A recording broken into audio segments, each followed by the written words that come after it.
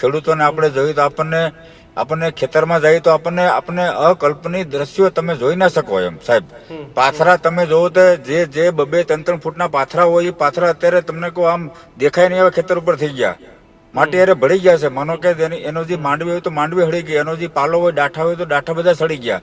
એટલે આ કલ્પનીય દ્રશ્યો હતા.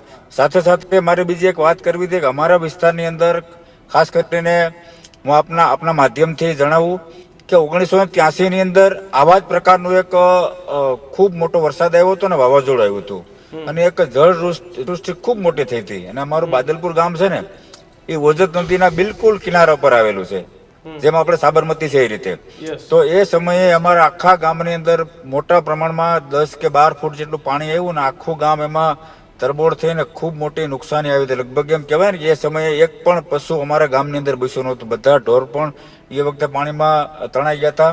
જે બાંધેલા હતા એ પશુઓ ત્યાં જીવ ગુમાવ્યો હતો અને બધાની જે ઘર વખરી હતી, કપડાથી માંડી બધું જ નષ્ટ થઈ ગયું હતું. ત્યારે મારી ઉંમર માત્ર ને માત્ર 11 કે 12 વર્ષની હતી. પણ આ દ્રશ્યો મને આજે પણ યાદ છે.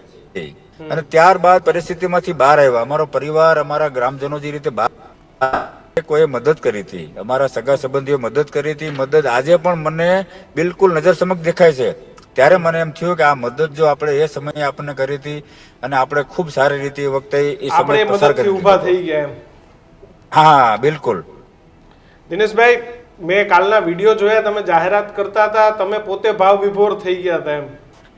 બિલકુલ. દેખો, આપણે ત્યાં આપણો જન્મ ગામની અંદર થયો હોય, ત્યાં આપણે ભણ્યા હોય ને સામે બેઠેલા આપણી બાજુમાં બેઠેલા વડીલો, આપણા બધા મિત્રો સાથે આપણે હળીમળીને મોટા થયા હોય, ખેતરમાં સાથે કામ કર્યું હોય, સ્કૂલ કોલેજની અંદર ભેગા ભણ્યા હોય, ત્યારે એ લોકોનું દુઃખ હોય આપણે જોયેલા, આપણને સ્વાભાવિક છે કે દુઃખ ખૂબ મોટું થાય એમ.